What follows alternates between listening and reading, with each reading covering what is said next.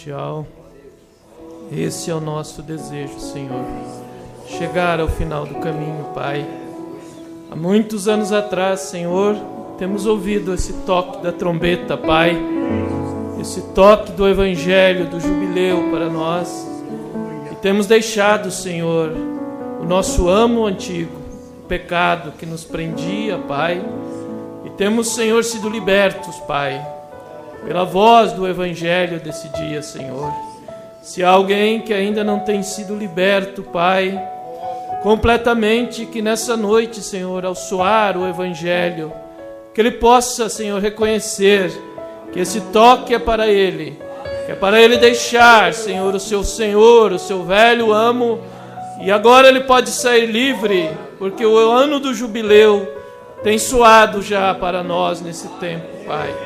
Perdoa os nossos pecados, Senhor, e venha trazer, Senhor, um avivamento através da Tua palavra, Pai. Porque o profeta diz que o avivamento da noiva estaria naqueles trovões. Seriam os mistérios revelados que trariam um avivamento para essa noiva, Pai. Não seria mais cura divina, Pai. Seria a abertura da palavra, seria o próprio Cristo descendo e revelando-se em plenitude para nós, Pai. Deixa-nos reconhecer o nosso dia e a mensagem, Pai, e podermos estar apercebidos da hora que estamos vivendo, Pai, e não sejamos pegos de surpresa, e não sejamos adormecidos como as virginécias, Pai, que estão dizendo, meu Senhor, tarde virá. Deus, ajuda-nós a sermos como aquele servo prudente, Pai, que o Senhor disse na parábola, que o Senhor achou aquele servo prudente vigiando, e quando o Senhor veio, o Senhor pôs sobre tudo. O Senhor achou um servo prudente nessa era, Pai. E quando o Senhor veio ali, Senhor, em Apocalipse 10, o Senhor colocou esse anjo de Apocalipse 10, 7 sobre tudo, Pai. Sobre toda a tua herança, sobre toda a tua palavra, sobre toda a tua igreja, como sendo a voz, Senhor, o absoluto, Pai, para a tua igreja, porque tu estavas se revelando através dele, Pai. Abençoa nossos corações nessa noite, no precioso nome de Jesus. Amém. Podeis vos assentar, irmãos? Antes de nós lermos a leitura oficial nessa noite, gostaria de comentar algumas coisas aqui. Falamos na quarta, mas a maioria não estava, ou a metade pelo menos. Só algum pequeno tópico aqui para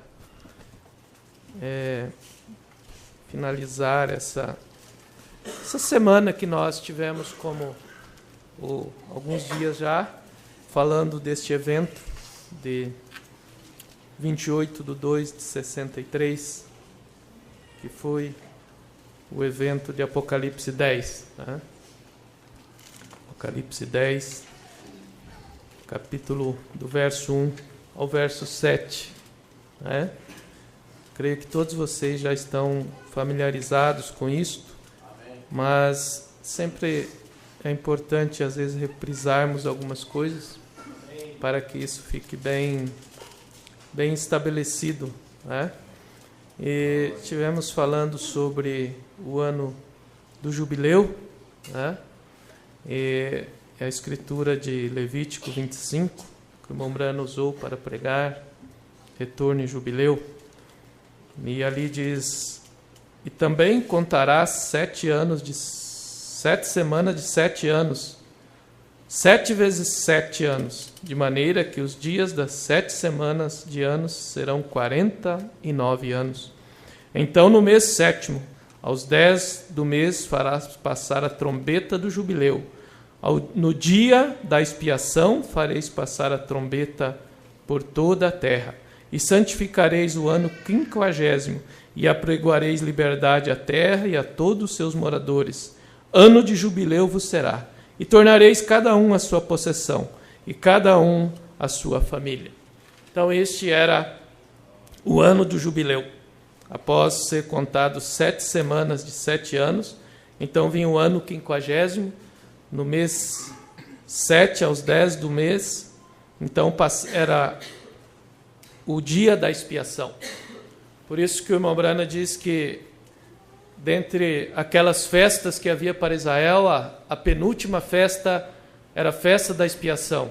A outra era dos tabernáculos, que apontava para o milênio, onde eles faziam cabanas, lembrando que eles tinham saído do Egito e habitado no deserto, então eles tinham como um memorial. E a festa que antecedia a dos tabernáculos, que é o milênio, então era a festa da expiação.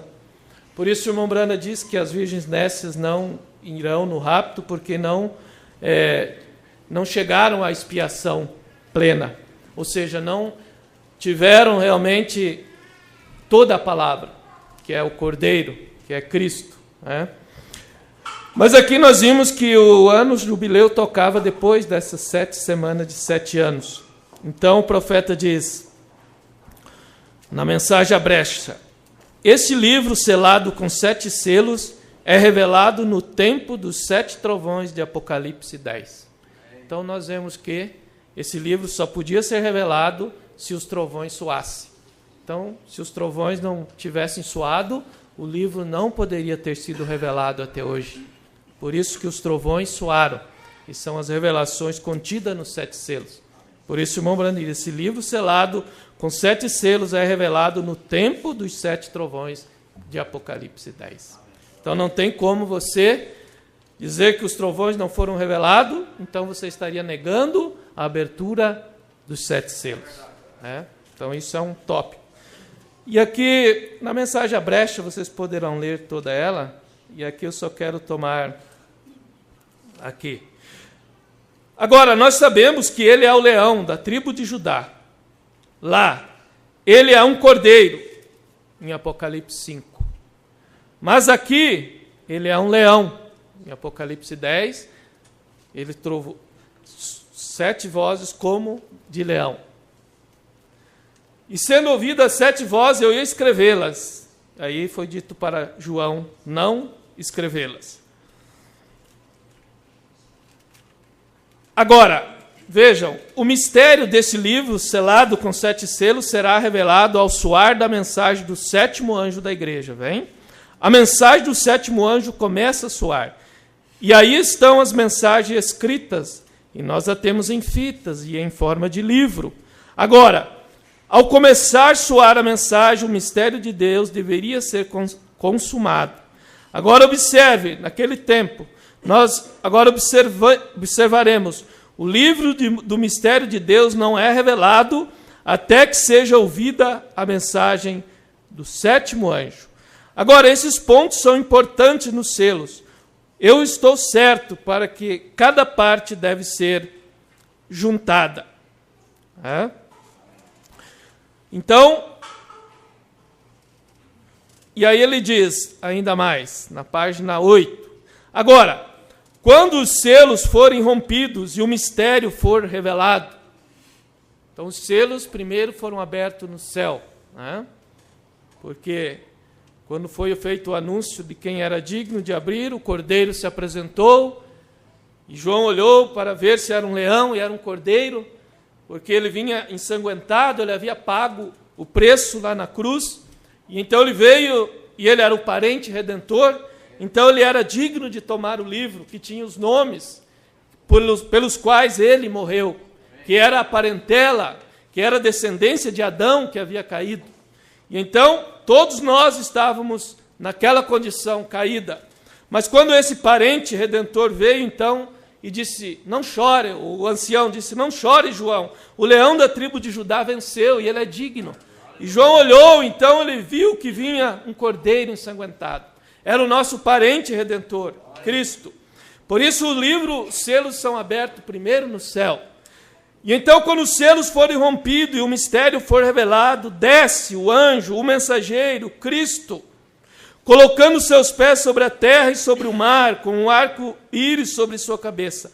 Agora recordem, esse 7º anjo está na terra no tempo da sua vinda. Então, como eu estava falando ontem, que quando o irmão Brana estava pregando isso aqui, ele não tinha conhecimento daquela foto que a ciência havia tomado. Porque isso só teve conhecimento, foi publicado em maio, ele estava aqui em março. Ele não tinha conhecimento da foto, do rosto de Cristo ali, mas ele tinha conhecimento das Escrituras. Ele sabia que para esse livro ser aberto, tinha que acontecer a descida desse anjo forte de Apocalipse 10, porque ele viu na Escritura que esse anjo descia com o livro aberto. Então, os selos estavam rompidos, e então ele sabia que esse anjo descia, e esse sétimo anjo tinha que estar na terra.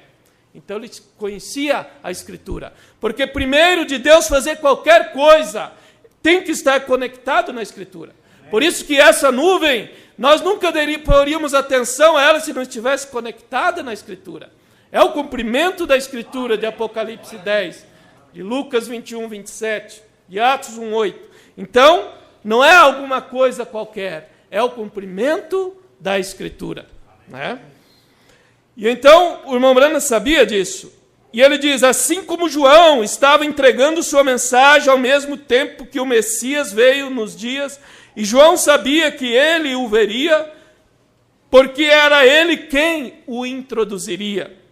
E sabemos pelas Escrituras, em Malaquias 4, tem que haver um como João, um Elias, a quem a palavra de Deus possa vir. E ele revelará pelo Espírito Santo todos os mistérios de Deus e restaurará a fé dos filhos de volta aos pais apostólicos. Restaurará todos esses mistérios que têm sido investigados através desses anos denominacionais. Agora, isto é o que a palavra diz. Eu só sou responsável pelo que ela diz, vem? Isto está escrito, isto é certo, isto é o que ela é.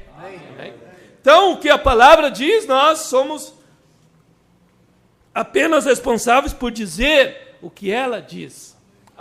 Agora vemos que este livro selado com 7 selos, agora, é um mistério da redenção, é um livro da redenção de Deus. Continha todo o plano de Deus para a raça humana. Continha todos os atributos que ele tinha. Por isso você vê um profeta que vem e começa a desvelar que Deus tinha um atributo de ser salvador, de ser curador, de ser o Espírito Santo, de habitar num povo. Deus permitiu o pecado entrar. Agora você começa a entender, o quadro começa a se formar. Agora você não tem mais uma mente para pensar que alguma coisa aconteceu e pegou Deus de surpresa e que Eva caiu e aquilo estragou todo o plano de Deus. Não, nós entendemos que Eva estava trabalhando para cumprir realmente o plano de Deus. Até a serpente estava trabalhando para cumprir o plano de Deus.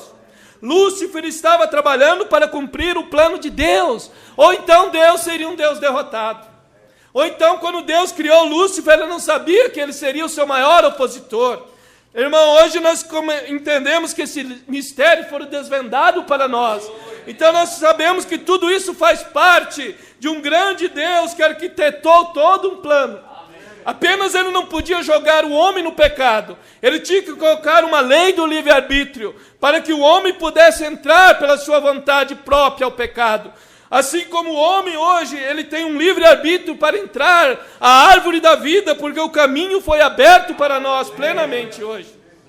Então hoje, nós também entramos pelo livre-arbítrio. Assim como eles aceitaram a proposta de Satanás pelo livre-arbítrio também. Mas hoje nós vemos que tudo isso faz parte do plano de Deus. Tudo isso era Deus operando a sua vontade perfeita. Porque Deus não é um Deus de desilusão. Deus, ele é um Deus que faz tudo para um propósito. É por isso que no final será um final feliz. Nós viveremos eternamente com Ele. Ele e os seus redimidos, aquele que Ele tinha em sua mente. Então, nada está fora de ordem. Tudo está caminhando conforme Deus preordenou. E num desses dias Ele vai ter a noiva, a palavra que Ele disse que teria. Irmão, então, tudo isso seria desvendado nesse livro de redenção, que é a Bíblia Sagrada. Isto e todos os mistérios, e ele revelará pelo Espírito Santo todos os mistérios. Agora, todos os mistérios nesse tempo serão concluídos ao soar ao soar desse mensageiro. Agora, aqui está o anjo sobre a terra. E outro anjo, com maiúsculo agora, poderoso, mensageiro, desce. Vejam, esse anjo era um mensageiro terreno, um mensageiro. Mas aqui vem um do céu, um arco-íris, um pacto. Veja, só poderia ser Cristo. Amém? Agora, aqui ele retorna no capítulo 10, após chegar o tempo quando todos os mistérios. Primeiro isso aqui. Exatamente como foi em Apocalipse capítulo 1. De pé, no meio dos 7 castiçais de ouro, com um arco-íris semelhante à pedra de jaspe sardônica. Apocalipse 1, ele estava no meio dos 7 castiçais, no meio das 7 eras. Por isso o irmão Branham diz aqui, e aqui ele retorna no capítulo 10. Após chegar o tempo quando todos os mistérios serão concluídos e os selos serão rompidos, e a proclamação de que o tempo já não é mais. E ele diz, quando o 7º anjo tivesse começado a tocar, então os mistérios seriam consumados. E é o tempo para o anjo, maiúsculo, aparecer. Nós estamos perto em algum lugar, correto? Porque ele estava olhando para Apocalipse 10. E esse anjo já havia aparecido nos céus do Arizona. E a foto já tinha sido tomada. Os selos contêm o mistério do livro. Agora, ele está selado com 7 selos. Agora, isto é diferente dos 7 trovões. Porque os 7 trovões eram as vozes, eram as revelações que iam revelar os mistérios desses selos. Ali havia dizia o cavaleiro do cavalo branco, mas era só um símbolo. Estava selado o que significava aquilo. Cada mistério. Mas os trovões eram as vozes que revelariam o que estava por trás destes selos que apenas havia sido proclamado a parte exterior daquilo. E agora, esse livro selado com 7 selos, vocês recordem, ele estava fechado aqui em Apocalipse 5. E em Apocalipse 10 ele está aberto. Agora, vamos ver o que o livro diz sobre ele. Agora, vamos ver o que o livro diz sobre como ele foi aberto. E não é dado a conhecer até que o Cordeiro tome o livro e rompa os selos e abra o livro. Vem? O Cordeiro tem que tomar o livro. Então, o Cordeiro tinha que ir e tomar o livro, para que ele pudesse ser aberto. Ele é aberto pelo Cordeiro. Os selos serão desatados pelo Cordeiro nos últimos dias, nos quais nós estamos vivendo agora.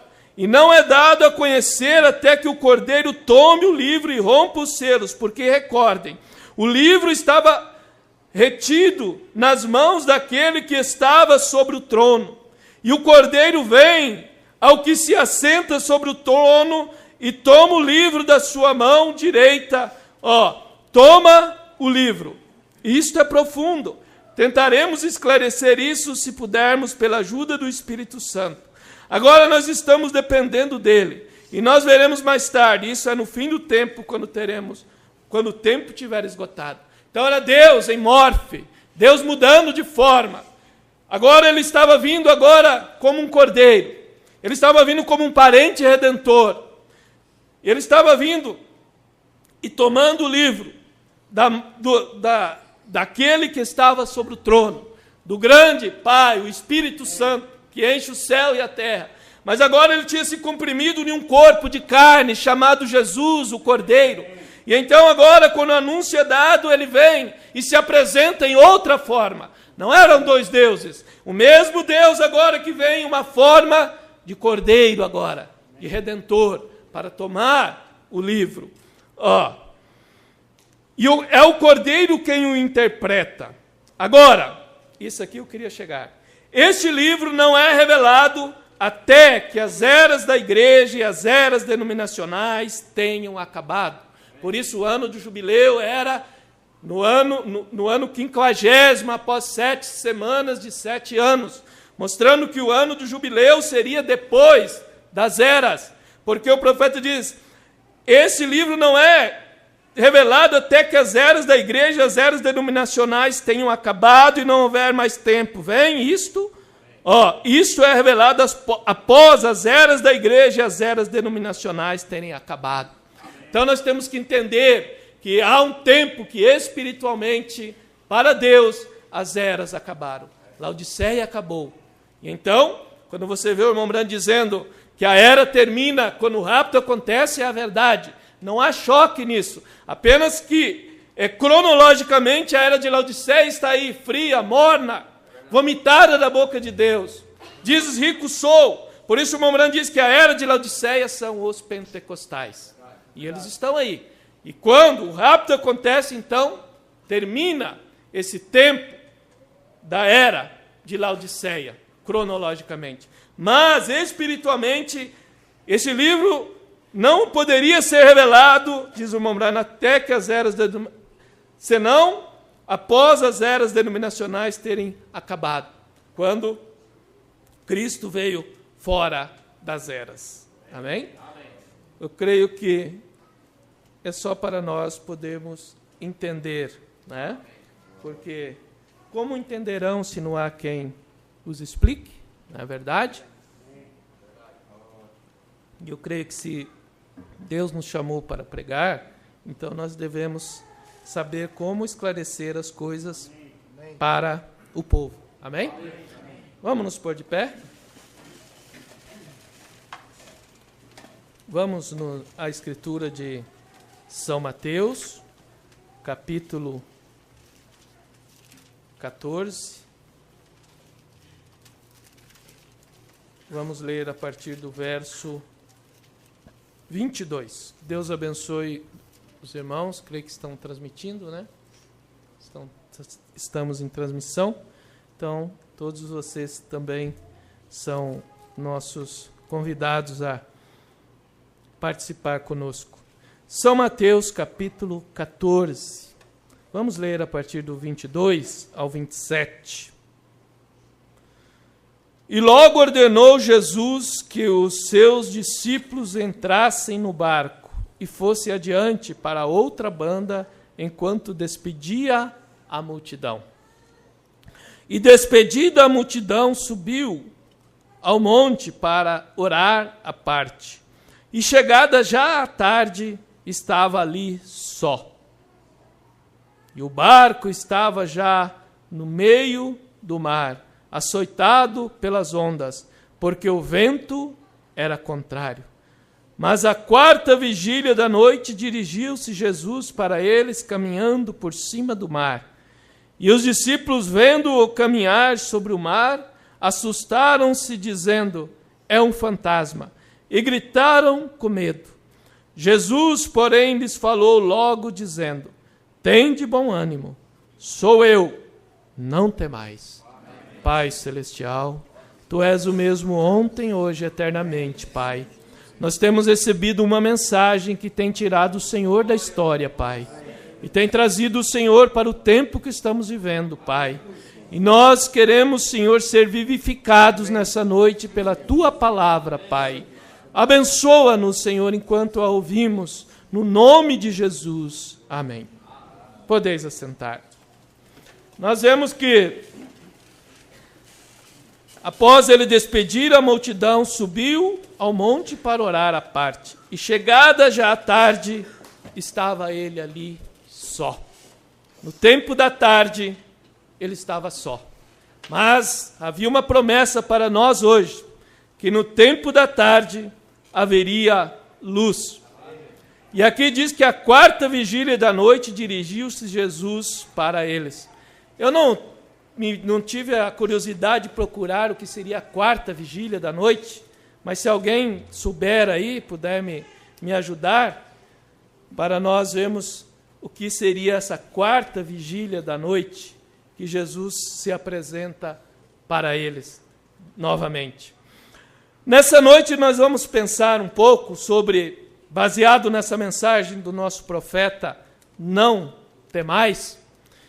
Eu vou e tomando esse versículo, o final do versículo, que Jesus disse: sou eu, não temais, quando ele se apresentou para os discípulos.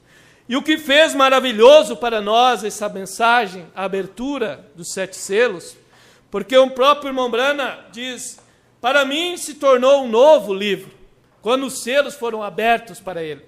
Então, as mensagens dele foram mensagens muito mais sobressalentes.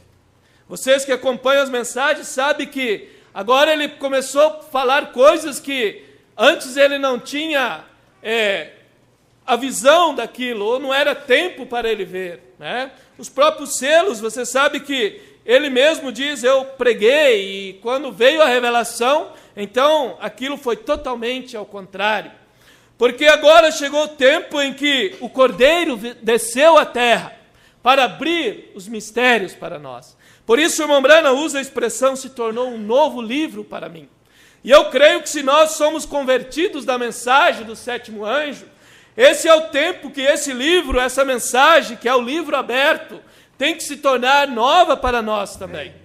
Eu penso que ela está se tornando cada vez mais esclarecedora para nós.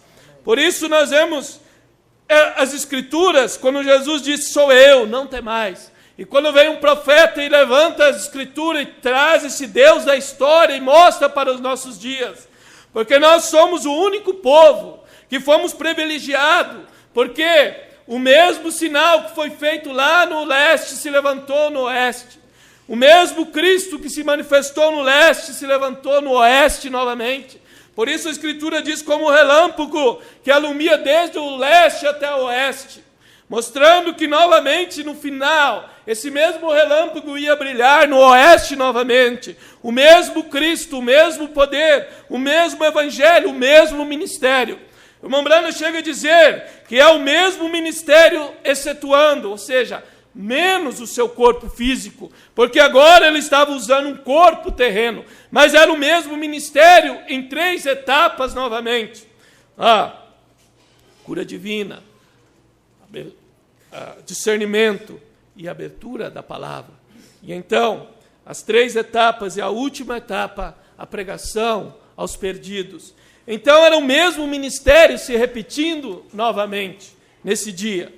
Por isso, quando você começa a ver as mensagens do irmão Brana após 63, não eram mais, ou seja, as mensagens que Deus estava trazendo, você vê que tudo aquilo tinha uma conexão. Ele pegava uma mensagem, ele pegou, por exemplo, a acusação, e ele pega aquela escritura e ele traz para o nosso dia, mostrando o que estava acontecendo. Ele pega a escritura de um julgamento e prega uma mensagem a julgamento. O julgamento. Então ele começa a pegar aquelas escrituras e mostrar nesse dia, porque o mesmo Cristo que estava lá, estava aqui novamente. E então, as escrituras, a história estava se repetindo no dia que nós estamos vivendo. Então hoje nós pegamos, você pega isso aqui, hoje tem se cumprido essa escritura. Você vê que o mesmo que aconteceu lá na primeira vinda estava acontecendo aqui, o mesmo quadro se repetindo novamente. Então, por que isto? Porque era o mesmo ministério, o ministério de Jesus Cristo novamente. Agora, eu quero tomar aqui dessa mensagem, não temais, para nós começarmos aqui. O irmão Brana diz, ele começa a falar sobre essa escritura que nós lemos. Quando Jesus, após eles terem um dia realmente de muitos milagres, de muita cura, de os pães serem multiplicados, o peixe, e eles tinham tido um tempo maravilhoso. Pensa, eles estavam vivendo na presença do Deus Todo-Poderoso, embora uma pequena minoria sabia o que era aquilo. Mas eles estavam sabendo, ou estavam tendo discernimento de quem eles estavam, de quem estava na frente deles.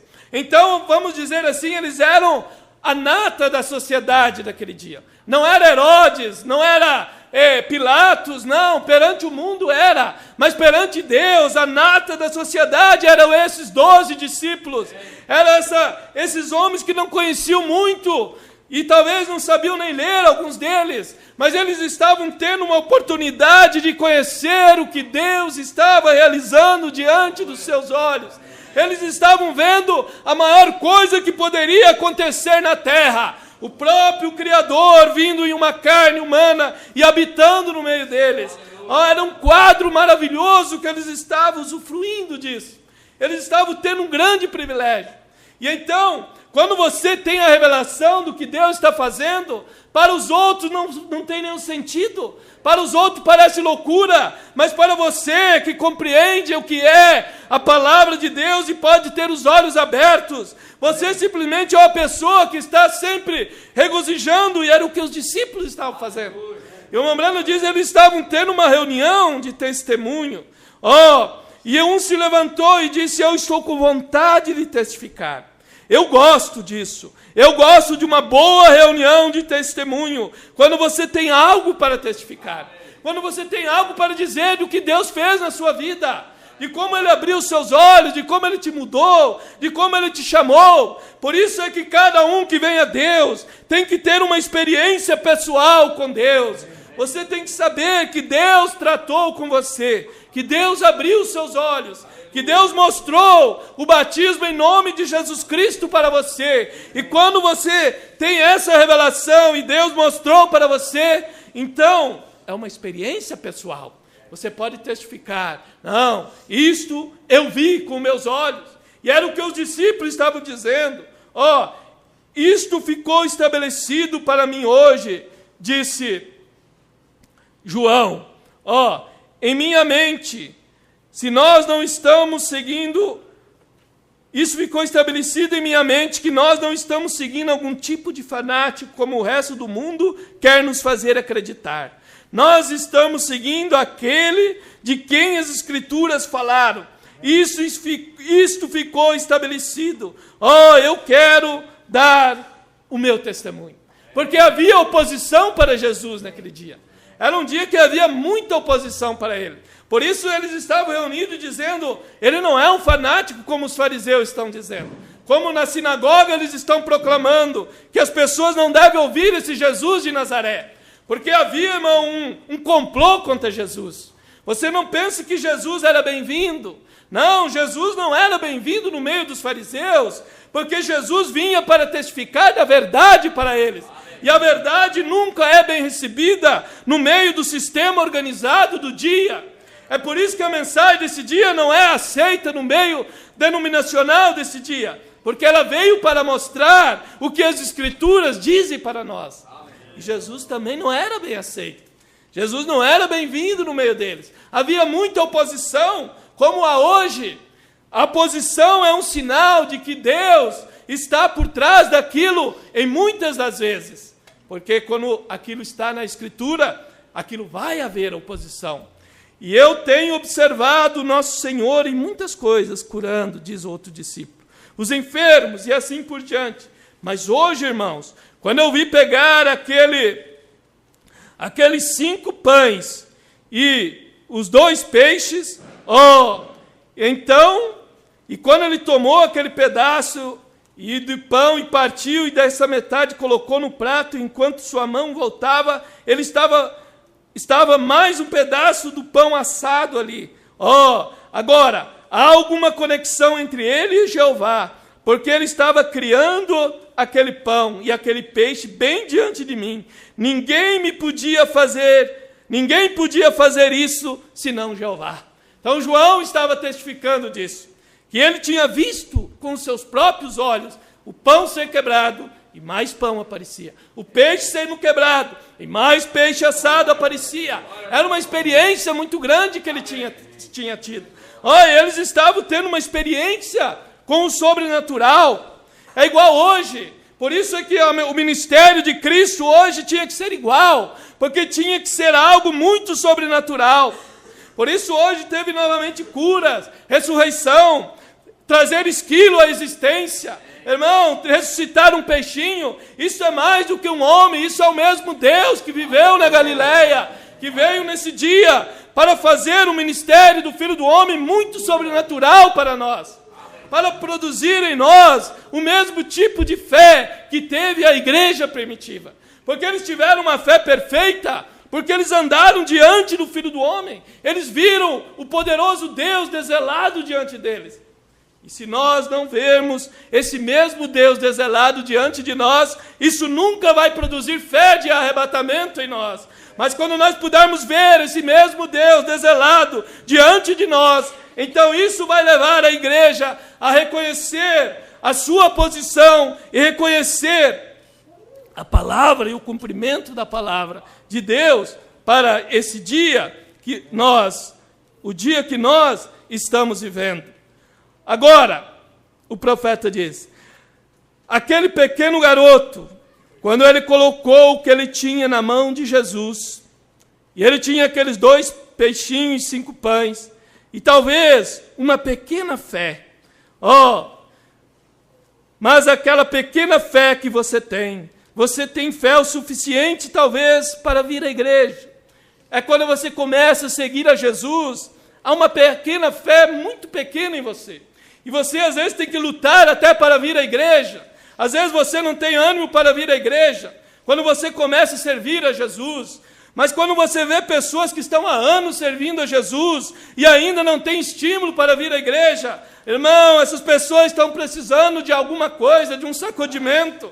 Porque se nós estamos vivendo, seguindo a Jesus há tantos anos, e você tem a revelação de que Jesus é a palavra, e a palavra está sendo ministrada, e você não tem desejo de vir à igreja, alguma coisa está errada com a sua experiência com Deus. Não venha me dizer outra coisa. Porque o irmão Branham diz, se as portas se abrem, principalmente no primeiro dia da semana que ninguém trabalha, um dia de ressurreição, um dia onde os cristãos deveriam lembrar esse dia como um memorial, um dia onde o irmão Branham diz que pescar é pecado, trabalhar é pecado, se você pode evitar, a menos que o boi caia no buraco. E o profeta diz isso, e você se diz da mensagem e não tem desejo de vir à igreja no primeiro dia da semana. O irmão Branham diz, irmão, é hora de você se pôr a orar. É hora de você dizer, Senhor, me dê desejo de ir à igreja. Me dê desejo de te servir, Senhor. Renova em mim a minha fé. Deixe-me ver o dia e a hora que estamos vivendo. Então não precisa muito, diz o profeta. Um pequeno desejo de ser um cristão. Um pequeno desejo de você vencer o mundo. Um pequeno desejo de vir à igreja. É tudo que Deus quer ver na tua vida para te ajudar. E João estava todo entusiasmado. João é um tipo da noiva. João era o mais jovem. E o irmão Branham disse que ele estava todo eufórico pelo que ele estava vendo. Porque era muito estimulante para ele. Um jovem de uns 18 anos e vendo as coisas sobrenaturais que ele estava vendo, aquilo deixava ele realmente entusiasmado. E ele disse, tenha calma, o outro disse para ele, não fique tão entusiasmado desse jeito. Nós estamos aqui no mar. Bem, João disse, isso simplesmente faz meu coração ficar tão emocionado. Ele disse, ver e saber que Deus tem se revelado a nós aqui. Um homem que nós podemos tocar. E Ele é o Deus que se fez carne para nós. Nos entusiasma, irmão. Quando nós podemos ver as Escrituras cumpridas diante de nós. Isso me entusiasma. Quando eu posso olhar e dizer, Apocalipse 10 se cumpriu. Quando nós podemos olhar e ver as Escrituras que se cumpriram para o nosso dia. Irmão, isso entusiasma o meu coração. Há uns anos atrás eu não podia ver o que eu estou vendo hoje, mas hoje Deus abriu meus olhos pela sua graça, e hoje Ele está permitindo eu compreender as Escrituras e conectar as coisas que eu não podia conectar, mas através da mensagem do sétimo anjo, ele começa a conectar esses cabos soltos para nós, e então você começa a ler a mensagem, as Escrituras, e há uma engrenagem que vai se encaixando. Irmão, então isso entusiasma a minha alma, isso entusiasma o meu coração, nos entusiasma. E a Escritura, o profeta diz que ele seria Emanuel, e nós ouvimos fazendo as mesmas coisas que o Pai fez. Então, eles realmente estavam tendo um bom tempo. Eles estavam tendo, por assim dizer, um avivamento entre eles. Porque avivamento significa avivar o que está ali dentro. É por isso que o irmão Branham diz que o mar agitado, ele está sendo o avivamento dele. Mas não há nenhuma gota de água a mais que havia antes.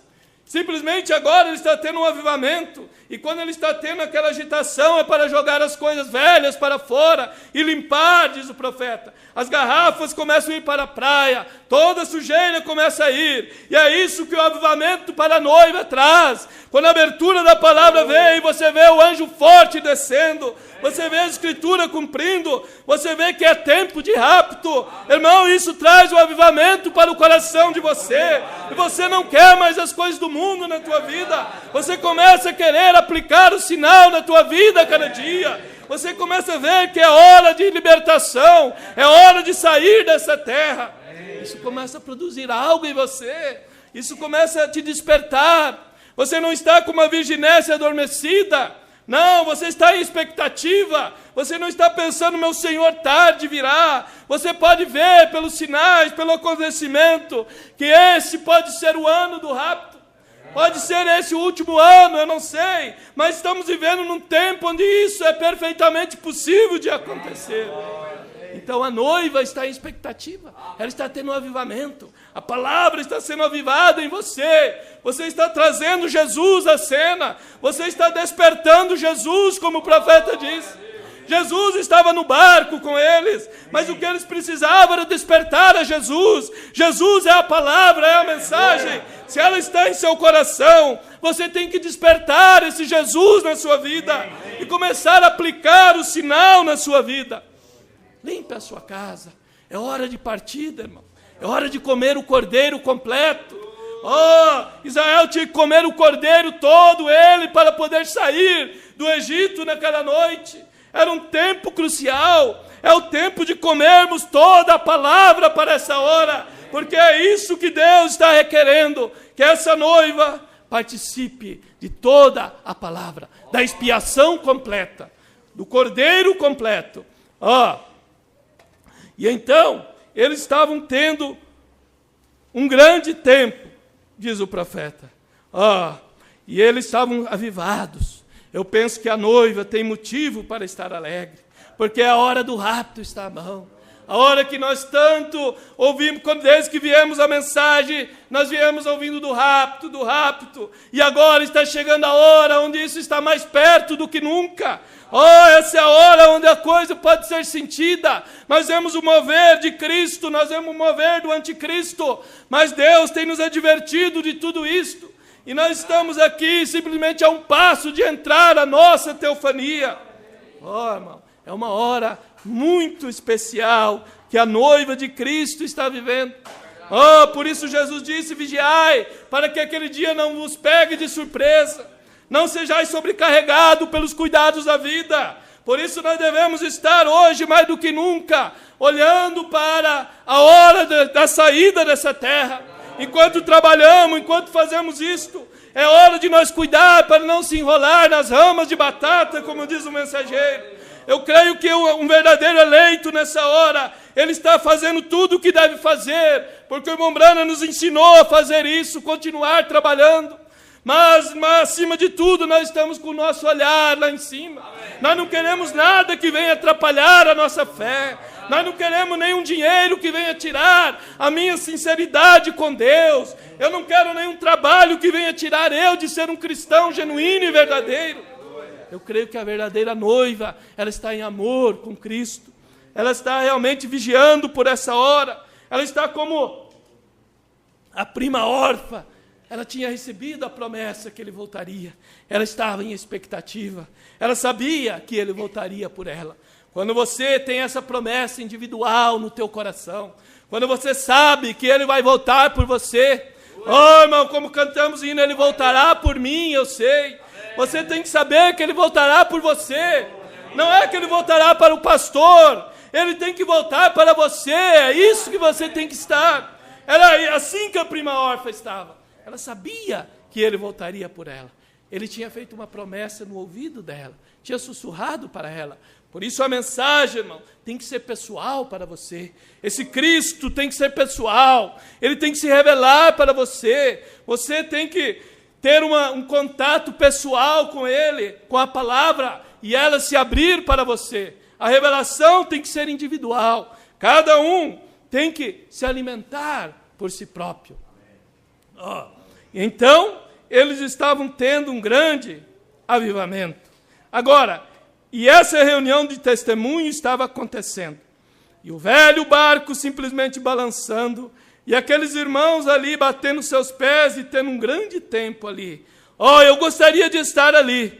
Você não gostaria de estar ali e ter ouvido aquele testemunho? O pequeno João teve que se assentar. Ele tinha dito tudo o que ele pôde naquele momento. E então Simão se levantou, o mais velho do grupo, e ele disse, você sabe, quando André começou a ir ali com aquele homem, que o país pensou que ele era um tipo de homem selvagem, aquele João, a igreja pensou que era um homem que havia saído do fundo do poço, era um homem selvagem. Foi isso que Laodiceia pensou do João desse dia, do precursor, porque era um homem que condenava mulheres de cabelo cortado, face pintada, condenava as denominações, os sistemas. Ele simplesmente achava esse é um homem selvagem. Ele trouxe a semente da serpente, um dos seus maiores amigos disse, esse irmão Brana deve ter ouvido isso de algum ermitão aí do mato, e ele saiu com essa ideia estranha. Mas o irmão Brana não sabia do que ele tinha falado. Mas à noite ele subiu na plataforma e se virou e disse, me estranha muito que homens que estão comigo há tanto tempo ainda não podem entender que o que eu estou pregando está na palavra de Deus. Deus podia mostrar para ele o que aquele homem falava lá em segredo, porque ele estava aqui revelando Jesus Cristo para essa geração. Por isso, irmão, o homem que se levantaram quanto o mensageiro desse dia, eles nunca poderão aparecer na ressurreição ou na primeira ressurreição. Não, eles tiveram oportunidade.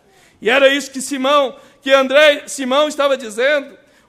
Simão se levantou e disse, você sabe, ele começou a seguir a João, e você sabe que Deus levou João para o deserto com a idade de 9 anos. Porque ele não queria que João se misturasse com nenhum sistema religioso. Deus queria manter João à parte. É por isso que o Elias de hoje, Deus permitiu ele ficar só uns 3 meses na denominação batista. E já o primeiro embate que houve a respeito da palavra, ali estava um homem que não era dobrado agora. Ali estava um jovem de 23 anos e um ancião, um sábio, mas não pôde dobrar aquele moço, porque quis fazer algo que a Escritura dizia para não fazer. Ele não sabia quem estava ali, mas hoje nós sabemos que era o espírito de Elias que estava ali novamente. A unção de Elias estava ali novamente.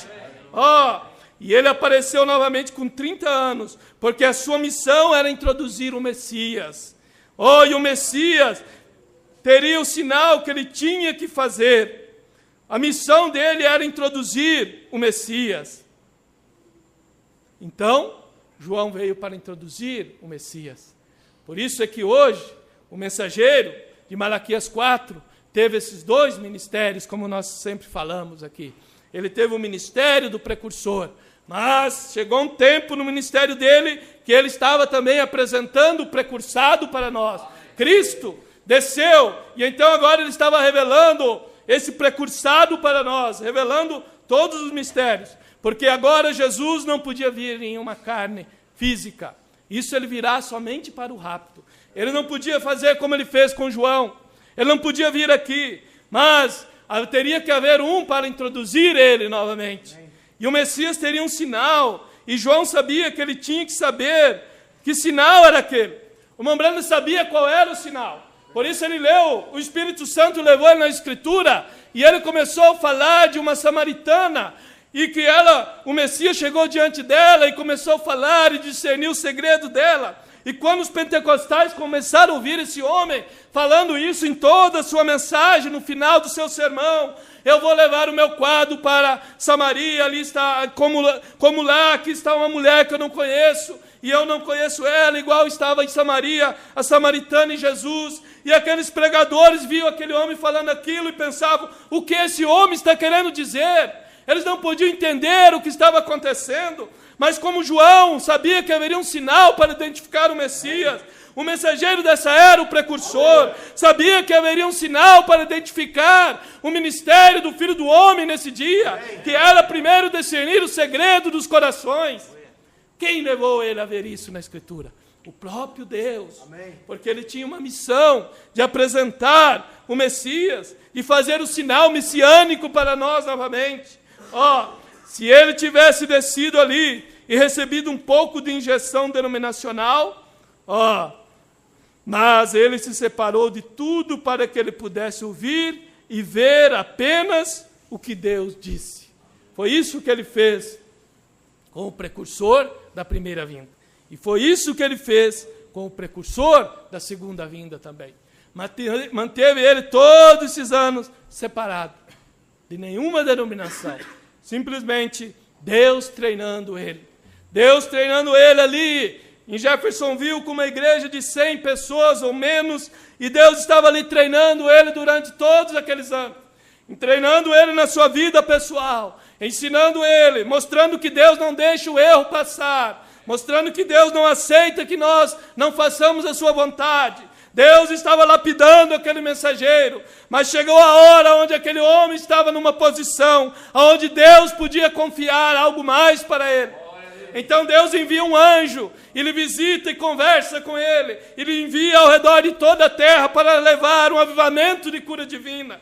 E quando aquele homem obedeceu tudo aquilo, então chegou a um nível mais alto. Agora Deus não envia um anjo, não. Ele mesmo vem e desce para entregar para esse mensageiro um livro. Ele envia 7 anjos desde a eternidade e diz: vão lá e digo para esse meu mensageiro que eu vou abrir os mistérios do livro para ele.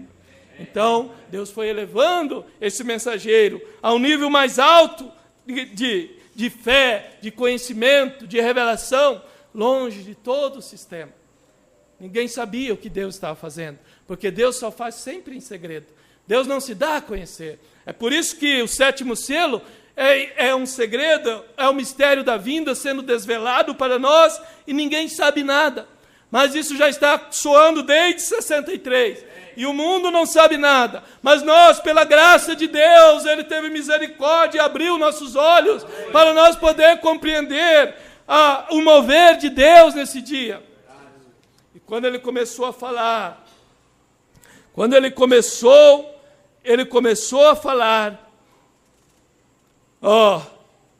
então, ele sabia que havia algo diferente naquele homem, porque ele falava como um homem que sabia o que estava falando. Não era um homem comum, era um homem que sabia o que falava. Foi isso que aconteceu no ministério do Filho do Homem hoje. Por isso, o próprio T.L. Osborne, que morreu esses dias, e ele estava dando um testemunho de William Branham, quando ele teve o primeiro contato, e ele era um pentecostal, e ele falava que quando aquele mensageiro veio e disse: aqui está uma criança, ela tem um demônio, um espírito de surdez, e ela é surda, muda, é um demônio. E ele simplesmente disse, esse irmão, testificando, ele disse que quando nós, como pentecostais, sabíamos que havia um demônio, nós queríamos gritar, fazer barulho para ver se aquele demônio saía, porque nós estávamos assustados de ver uma pessoa que tinha um demônio. Mas aqui estava um homem agora dizendo: ele tem um demônio, essa criança. Curve suas cabeças. E simplesmente, calmamente, ele falou: demônio, eu te repreendo, em nome de Jesus Cristo. E ele, com os olhos naquela criança, disse: pode levantar suas cabeças, porque o demônio já saiu. E ele simplesmente soltou a criança, e agora ela podia ouvir, ela podia ver. Oh, irmão, que hora era aquela? Oh, o que ele estava vendo ali? Ele estava realmente vendo que ali estava mais do que um homem. Ali estava Deus usando uma carne profética para esse dia. Oh, mas eles não puderam tirar os benefícios disso. Não puderam reconhecer. Morreu como um denominacional.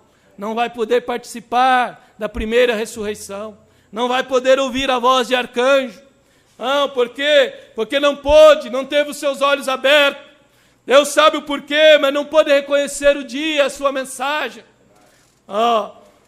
E então, aqui estão me dizendo, a quarta vigília, a noite era dividida em 4 vigílias de 3 horas cada, começando às 18 às 6. Portanto, a quarta vigília é das 3 às 6. Então, era no nascer do sol, era no amanhecer de um novo dia, que Jesus se apresenta para eles ali. Quando já estava raiando esse novo dia. Ó, vocês são espirituais, pode compreender do que isso se trata. Amém? E agora? E quando eu cheguei perto dele, ele olhou para mim direto em meu rosto e ele disse: seu nome é Simão, você é filho de Jonas. Foi o suficiente para mim. Não só provou ser o profeta, ele me conhecia antes de sequer ter me visto. Oh, que coisa! Como ele estava ficando entusiasmado também. Um homem que havia revelado o segredo para ele, do coração. E hoje, irmão, quando isso foi feito aos milhares ao redor do mundo e não entusiasmava mais, o profeta ficou tão triste. Ele dizia assim, um discernimento desse na Índia, na África, faria as pessoas simplesmente virem ao altar, se arrepender, crerem na sua cura. E ele dizia, isso é feito na América constantemente, e eles viram as costas e não dão razão para isso. Porque nenhum profeta é reconhecido em sua própria pátria. Isso deixava o mensageiro triste de ver isso. E aqui estava um homem, Pedro, quando teve o primeiro contato com isso. Isso fez ele reconhecer que o Messias estava ali em carne humana. Deveria ter feito as denominações, deveria ter feito a América reconhecer o dia da sua visitação. Não é à toa que eles vão ir para o fundo do mar num desses dias. Por quê? Porque eles rejeitaram o dom que Deus enviou para a terra. É por isso que o irmão Branham diz que em 64, aquele terremoto, quase afundou o Alasca, porque eles tinham rejeitado a manifestação do Filho do Homem. Amém. E então o julgamento começou a cair sobre eles. Eles não podem compreender. É por isso que eu digo é por isso que Jesus diz na era de Laodiceia, aconselho que de mim compre colírio para que veja. Porque eles não estão vendo, eles estão cegos, miseráveis, não sabem o que está se passando. E Jesus olhou em sua face e disse, eu sou, para aquela samaritana. Mas o quê? Ela tinha encontrado algo. Ela ficou como uma casa em chamas num dia de vento. Sim, os homens daquela cidade creram nela, por causa do testemunho daquela mulher. Quando eles viram que ela estava falando de algo, que ela sabia do que estava falando. Outros vão crer quando nós estamos convencidos do que estamos falando. Se você está convencido de que Deus enviou um profeta para esse dia, você fala com convicção. As pessoas olham nos seus olhos e sabem de que você está falando por convicção própria. Elas sabem que você realmente crê naquilo entre a vida e a morte. Porque você teve a revelação do que é que você está falando. Então as pessoas creram nela, porque eles puderam ver de que ela realmente estava convencida. Ela disse, porventura não é esse o Messias? Ele disse tudo o que se passou na minha vida.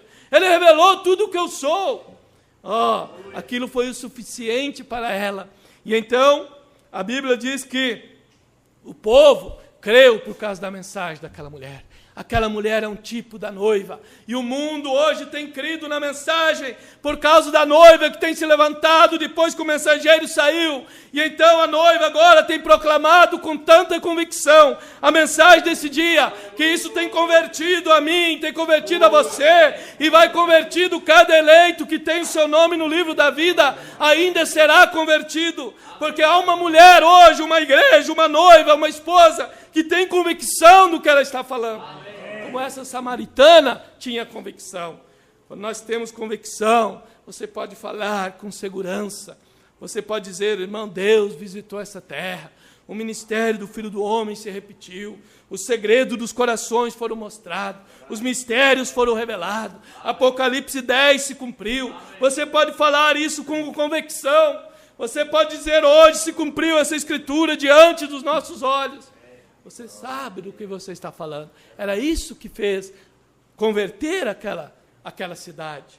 E é a convicção da noiva que vai trazer os outros a reconhecer a mensagem dessa hora. E eles puderam crer. E o profeta diz, era a hora e o tempo, e eles creram nele. Por que não podemos crer? Pergunta o profeta.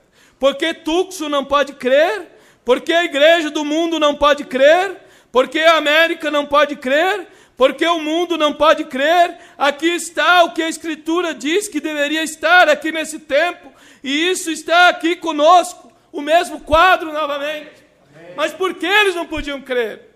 Porque eles estavam dentro de uma cidade de muralhada. E eles não puderam ouvir o toque da trombeta que soou. Essa foi a causa que eles não puderam crer. Estavam dentro de Laodiceia, de um sistema enclausurado. E então não puderam ouvir o toque do Evangelho. E todos aqueles que estiverem no sistema não vão compreender o ministério do Filho do Homem nesse dia. Estão enclausurados.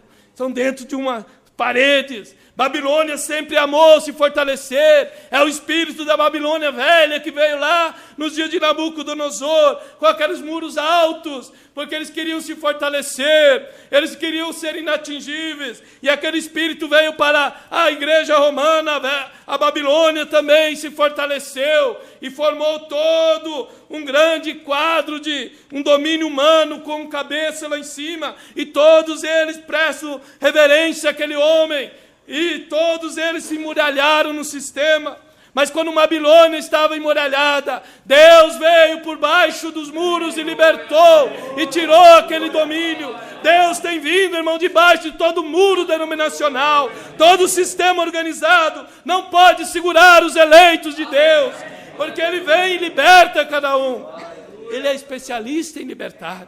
Você sabe que o exército israelense é o melhor que há no mundo. E eles são especialistas em raptar. E eles se especializaram e eles conseguiram levar muitos ex-nazistas ou nazistas. E eles raptaram muito. Eles têm o Mossad, o que é o exército deles. Não me passou o nome, mas eles têm ali, eles são treinados. E eles puderam ir a muitos países e raptar muitos nazistas que estavam vivendo ali comodamente. Eles foram ali, projetaram tudo e eles raptaram. E se o homem pode fazer isso, um exército humano, quanto mais o nosso Deus não é especialista em raptar a você, raptar a mim, das mãos do diabo. É por isso que nós estamos livres, irmão. Um dia eu estava na mão do diabo, um dia eu não podia vencer o pecado, o mundo. Mas Deus me libertou. Eu sei que eu estou livre porque eu ouvi o jubileu. E essa mensagem foi o que tirou a escravidão do pecado de mim. Quando eu estava longe de Deus, mas eu já tinha ouvido essa mensagem, e eu tinha caído como um jovem, mas dentro da minha alma eu dizia: Satanás, você nunca vai poder fazer eu descrer da palavra de Deus para esse dia. E essa palavra que estava no meu coração foi o que me libertou um dia. Não foi nenhum pastor que foi a mim, não foi nenhum irmão, foi Deus mesmo que estava em meu coração, através da semente da palavra que me libertou. E um dia Ele disse: você está livre agora. Nem um diabo que me prendia pôde me prender mais, porque o que o Filho libertar verdadeiramente será livre. Se você está escravo nessa noite, meu irmão, eu digo para você que eu conheço um Jesus que é especialista em libertar homens e mulheres da escravidão do pecado. Ele pode tirar todo o poder demoníaco da tua vida, seja qual for. Ele é especialista em fazer isso, porque eu estou falando de um Deus que eu conheço, é de uma experiência pessoal, é um Deus que me libertou, então eu posso pregar liberdade para o outro, um Deus que abriu meus olhos, então eu posso pregar a palavra, esse livro aberto para outros. Quando Deus faz algo por nós, nós podemos testificar. Era isso que essa mulher estava fazendo. E então ela estava tendo isso. E o profeta diz: o mesmo quadro então estava aqui conosco nesse dia. Nós conheceríamos mais sobre nossa Bíblia e saberíamos mais o que deveríamos ter nesse dia. Mas nós precisamos de uma sacudida. Nós precisamos de algo que aconteça conosco. Bem, talvez nós ficamos um pouco envergonhados, mas nós precisamos de uma sacudida. E eu creio que esse é um tempo onde a noiva de Cristo deve estar mais do que nunca se examinando a cada dia. Está realmente numa expectativa muito grande, irmão. É uma hora de nós estarmos realmente cada dia vigiando, cada dia olhando os acontecimentos, porque o último sinal para nós já foi dado. Foi Elohim em carne. Esse era o último sinal para Abraão antes da destruição. Então nós devemos estar apercebidos e ver se esse Filho está sendo formado em nós.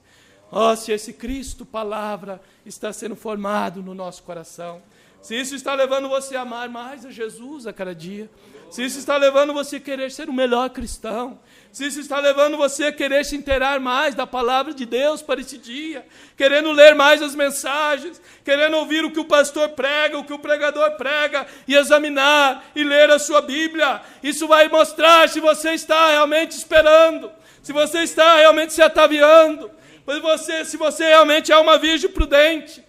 Irmão, eu sei que às vezes muitos não gostam do que a gente prega isto, mas eu estou aqui para pregar a verdade. E nós precisamos de um despertamento a cada dia. Eu creio que a igreja, a noiva de Cristo, vai estar em amor com Ele, e Ele é a palavra. Eu não creio em crentes que não lêem a Bíblia e a mensagem, porque eu tenho um profeta que diz que um cristão lê a sua Bíblia lê a Bíblia e ora todo dia. Eu não posso aceitar cristãos que não têm tempo para ler a Bíblia. Isso mostra que não está em amor com Ele. Irmão, isso é a verdade. E nós temos que pregar a verdade para despertar.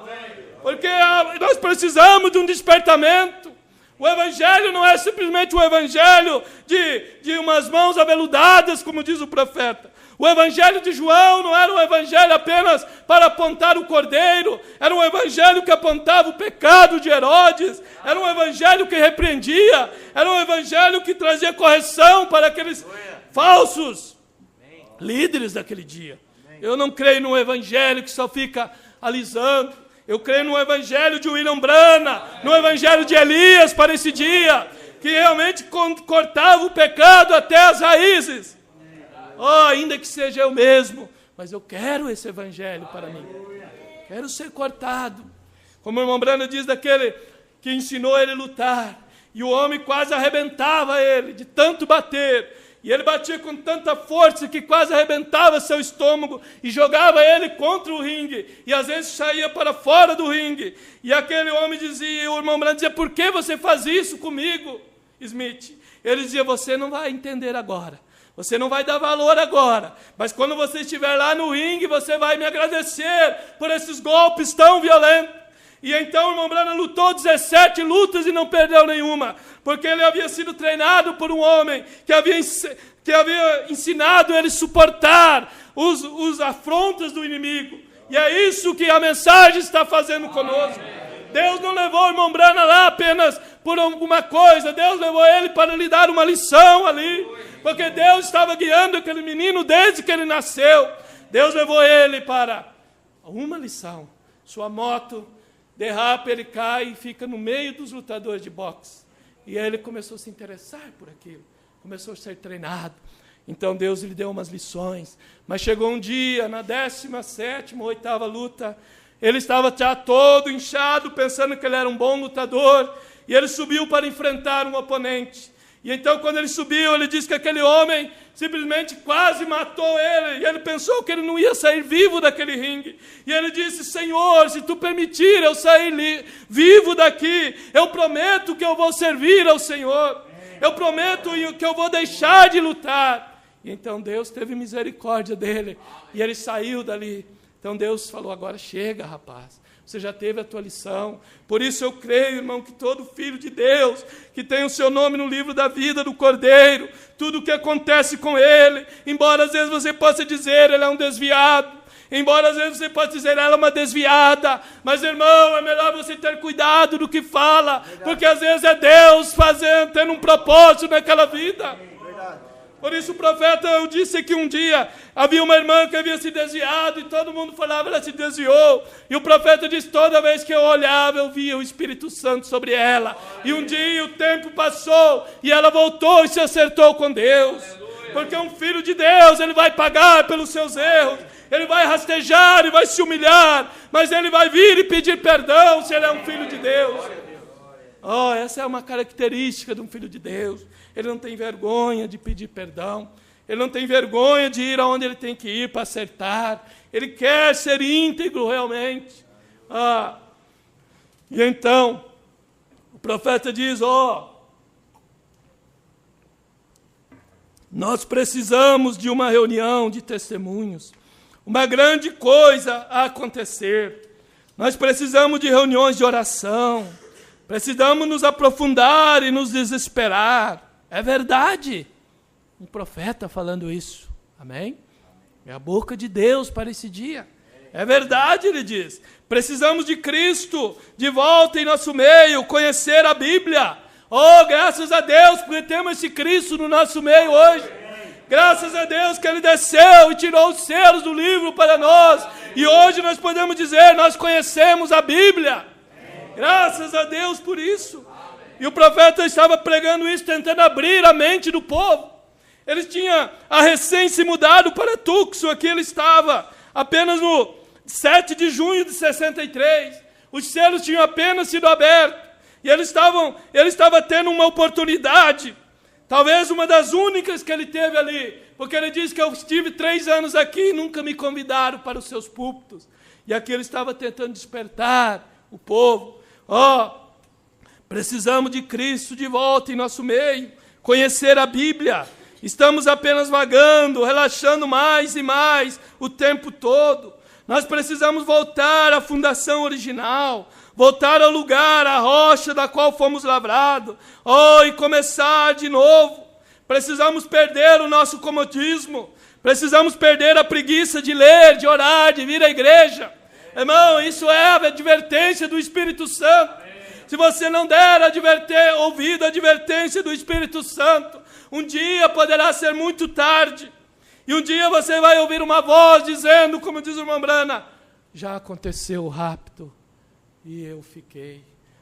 Que coisa triste será. Teríamos que dar as nossas vidas daí. Por isso o irmão Brana diz a muitos, ele diz nessa mensagem aqui, hoje se cumpriu essa escritura, há muitos que darão as suas vidas pelo que nós pregamos. Ele diz, é melhor você vir agora do que quando for tarde demais. Um dia você vai querer vir. E então vai só restar uma alternativa, dar a sua vida, porque é o único povo que sabe qual é a marca da besta hoje, que sabe que o denominacionalismo, o Concílio Mundial de Igreja, é a marca da besta. Qual é o povo, senão o povo que ouviu a mensagem de Malaquias 4? Mas estão acomodados, que Deus nos ajude a não sermos crentes acomodados. Após essa pequena mulher, ela sabia onde estava posicionado. Não havia nada que pudesse detê-la. Sim, Senhor. Ela conhecia a Escritura. Tinha visto diante dela agora. Quando ele disse, eu sou o que falo contigo. Quando ele disse, eu sou, irmão, aquilo rompeu toda a dúvida para ela. Ela simplesmente creu. Ela simplesmente foi liberta ali. Nunca mais ela se tornou uma prostituta. Nunca mais ela foi uma mulher de má fama. Ela foi uma nova criatura. Ela foi mudada. Ela teve um encontro com Deus. É isso que muda nossas vidas. Quando nós temos um encontro com Deus, seus olhos se abriram e ela soube. Nada iria pará-la. Nem tradições, nem nada. Nada o pararia, correto. Sim. Ela iria confiar aquilo ela iria contar aquilo de qualquer maneira. Sim. Igualmente conosco. Amém? Quando você recebe a revelação, você vai ter que falar para alguém. Você vai testificar. Você vai sempre falando para alguém. Você vai sempre testificar. Não tem como você não ter uma oportunidade de falar. Sempre, quando há uma oportunidade, alguma coisa te impulsiona a falar. Eu falo sempre com o irmão Fernando, ele é quieto, mas sempre ele fala para mim que ele tem a oportunidade, ele está falando para alguém, está falando para outro, porque é algo que está dentro. Quando você tem isso dentro de você, quando há oportunidade, você quer que a pessoa se desperte, você quer falar de alguma coisa para ver se chama a atenção daquela pessoa. É algo que está ali. Que coisa, diz o profeta. Precisamos de mais pessoas assim. Nós chegamos a um lugar onde nós estamos apenas nos distanciando da antiga vida cheia do Espírito Santo, que realmente nos mantinha limpos. É tempo de limpeza, é um tempo de varrer a nossa casa, porque o esposo está chegando. Aquela mulher começou a varrer porque o esposo estava chegando. Ela tinha perdido alguma dracma, ela era uma mulher casada já, mas talvez ela tinha perdido um pouco do seu entusiasmo, da sua vida de oração, da sua sinceridade, do seu desejo de vir à igreja. Ela não era mais uma dizimista, ela simplesmente não queria mais nem dar o dízimo, ela estava se afastando. Mas, irmão, é uma hora de nós achar cada dracma perdida, é uma hora de nós realmente vigiar, porque o esposo está voltando. E então ela estava procurando. Por isso o irmão Branham diz, é um tempo de limpeza, é um tempo de nos mantermos limpos, varrer a nossa casa, a nossa vida. E então era um tempo que ela estava tendo essa grande limpeza na sua vida. Você não é da escuridão, você é da luz. Ande na luz. E se você quer vê-los dispersarem, esses animais da luz, da noite, simplesmente acenda a luz, eles se dispersarão, com certeza. Isso me lembra que é como pregar o evangelho, apenas acenda a luz. Não demora muito até que o mal se disperse. A igreja precisa de um bom reavivamento, um verdadeiro e bom reavivamento do Espírito Santo, enviado por Deus. Mas graças a Deus nós podemos dizer que Ele nos enviou um reavivamento. Ele enviou uma palavra revelada para nós. E isso vai limpar, irmão. Porque se precisar de um púlpito aqui, Deus tem dado pregadores aqui para aprontar uma noiva para o rapto. Eu creio que nós temos um evangelho que apronta uma noiva para o rapto. Eu creio que se alguém não for, não vai ser por falta do evangelho que está sendo pregado. Porque a luz está raiando cada dia em sua totalidade e plenitude para nós. E as trevas vão ter que sair da vida do eleito. O pecado vai ter que sair. Porque o evangelho vai apertando conosco a cada dia. E ele diz, esses dias já passaram, não existe tal coisa. Batismo na água. Irmão Branham vai contar aqui uma história. Deixe-me pegar aqui desde o começo. Um rapaz me disse outro dia, eu não importo com o que você produz, disse.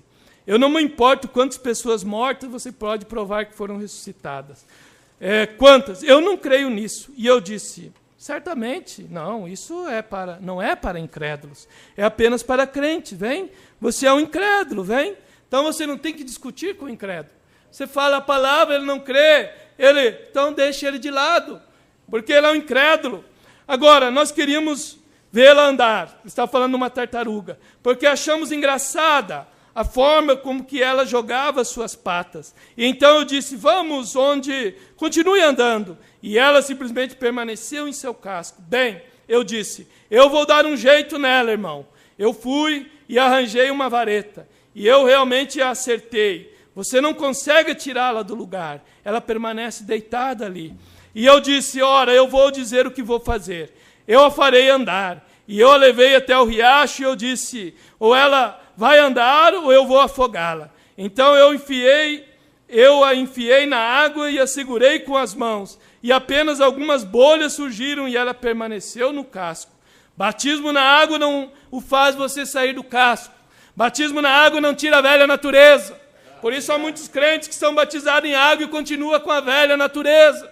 Continua simplesmente com a natureza, como diz o irmão Branham, que dá para lutar com uma serra circular. Continua amando as coisas do mundo. Você precisa ir um pouco mais adiante. Você precisa ir ao segundo átrio. Você precisa ir à santificação. Você precisa ir ao terceiro átrio, além da cortina. Você precisa viver na presença de Deus. A mensagem para esse dia é viver na presença de Deus. É uma mensagem além do véu. É uma mensagem fora do sistema religioso. É uma mensagem que vai além do véu agora. É o lugar santíssimo. Então isso é o que Deus quer levar a cada um de nós em uma vida diária.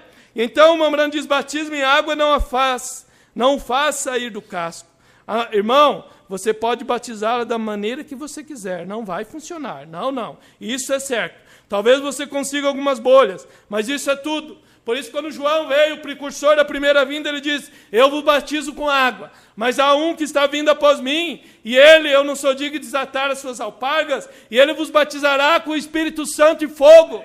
E é isso que tem sido restaurado para a igreja, a noiva desse dia. É o batismo com o Espírito Santo e fogo, que queima o mundo da nossa vida, que nos leva a caminhar mais perto de Deus e amar a sua palavra, e nos enquadrar com a mensagem desse dia. A pessoa diz que tem o Espírito Santo e está se distanciando da palavra, alguma coisa está errada, porque o Espírito Santo vai nos fazer aproximar mais dele a cada dia. Vai nos guiar para um caminhar mais perto, vai nos guiar a toda a verdade. E eu fiz um pequeno fogo e a coloquei sobre isso. Irmão, ela se moveu então. É disso que a igreja precisa nessa noite. Ela precisa do Espírito Santo e fogo para fazê-la mover para o reino de Deus. Ela caminhará então um reavivamento, aceitar Cristo, a palavra. Precisamos aceitar a palavra em totalidade na nossa vida. Isso vai fazer um homem ser fiel à sua esposa. Isso vai fazer a esposa ser fiel ao seu marido. Isso vai fazer uma mulher não desejar usar roupas apertadas, não cortar o seu cabelo, porque Cristo nela vai levar ela em sujeição à palavra. Isso vai fazer um moço ser um vencedor nessa era maligna que estamos vivendo. O batismo do Espírito Santo veio para isso, para nos dar poder. Você tem direito a buscar isso na sua vida. Sim, um reavivamento, aceitar Cristo, a palavra. E o Espírito Santo te fará cantar: encha meu caminho todo dia com amor, enquanto caminho com a pomba celestial. Isso fará algo com você. O que nós precisamos, isso colocará energia ali. Fará algo com você. O que nós precisamos é companheirismo com Deus no entardecer, porque é o tempo do entardecer, e no tempo do entardecer haveria luz, para que nós pudéssemos andar na luz agora, em toda a palavra. Nós temos que andar em toda a palavra, porque vai ser uma noiva 100% a palavra. Isso nos fará agir diferente. Isso vai tirando cada dia o mundo de nós, vai nos libertando, irmão. Vai fazendo você não amar as coisas deste mundo, vai fazendo você ter temor pela mensagem, vai fazendo você ter respeito pelo mensageiro. Como aquela mulher de um ministro, ele disse: irmão Brana, a minha mulher está com vergonha de vir diante de você. Por quê? É porque ela pintou o cabelo de uma cor meio forte, e ela está esperando aquela tinta desaparecer, porque ela está com vergonha de vir diante de você. E o irmão Brana diz: que honra para uma mulher que tem respeito pelo ministro do Evangelho, assim. Irmão, essa era uma mulher verdadeira, tinha respeito, tinha reverência de vir diante de um profeta. A escuridão, o profeta diz: a escuridão começou a surgir quando eles estavam no barco. Satanás deve ter saído de seus abismos do tormento e olhado por cima da montanha. E ele viu, ficou escuro, e ele olhou sobre a montanha, e os discípulos tinham saído sem Jesus, e era tudo o que ele queria, e ele os apanhou sem Jesus. Por isso, irmão, nós não podemos sair sem Jesus, não vamos tentar chegar ao rapto sem um novo nascimento, não vamos tentar chegar com uma vida frouxa, vamos realmente nos assegurar que realmente Jesus está caminhando em nós a cada dia. Eles haviam saído sem Jesus. E o diabo olhou e disse: é a minha oportunidade de eu pegar eles agora. E é exatamente onde ele quer te apanhar, diz o profeta. Vocês não creem que cortar seus cabelos seja errado, mulheres. Pegue sua Bíblia e veja se é correto ou não. Você não crê que essas coisas sejam erradas. Ele te pega longe de Jesus, isso é tudo. Viva uma boa e piedosa vida e observe o que acontece. Algumas pessoas dizem, uma mulher me disse outro dia, ela disse: irmão Brana, eu quero te dizer agora mesmo, você estava falando sobre nossos vestidos e a maneira que estamos vestindo, tão apertados e marcando todo o corpo, e eu disse, bem, eu quero lhe dizer algo. Ela disse: isto é o único tipo de vestido que eles fazem agora. Eu disse, isso não é desculpa. Agora ainda existem tecidos e máquinas de costura e você não pode, não há desculpa para isso, não, Senhor. Eu disse, vá em frente e um dia você vai responder por ter cometido adultério diante de Deus. Por isso, irmão, aqui eu amo essa mensagem desse profeta. Ele nunca buscou popularidade. Ministério de cura. Ele diz, quando o meu ministério estava numa campanha, a coisa estava aumentando demais. Ele diz, eu tratava de ir embora daquilo lá, porque estava vendo muita gente, eu ia para um lugar onde havia menos gente. Ele queria correr da fama, ele queria correr de toda a popularidade, ele queria se manter humilde, porque ele sabia que fama, mulher e dinheiro derrubou muitos homens sérios e verdadeiros homens de Deus, caíram por isso. E ele então observava isso na sua vida. Ele era um homem que não tinha amor à popularidade. Ele tinha uma única coisa, amor à verdade. Que Deus nos ajude a ser assim. Deus envia-nos um avivamento antes que pereçamos.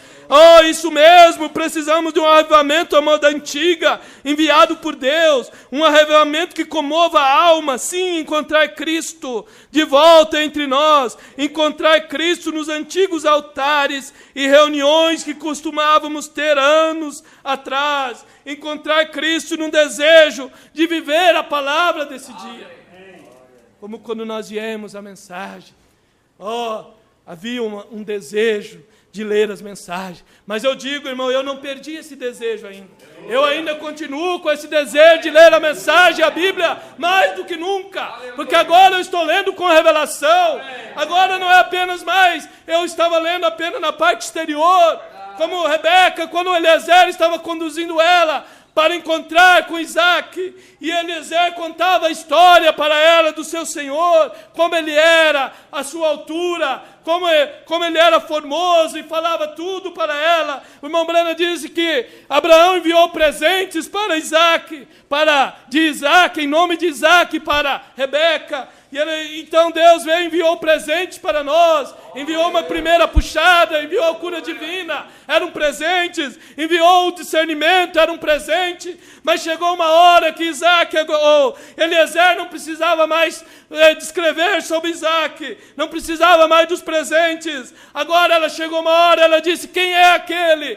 E ele disse, ele é meu Senhor. E quando ela apontou o meu Senhor para ela, então Eliezer saiu de cena, e agora ela ficou com Isaac.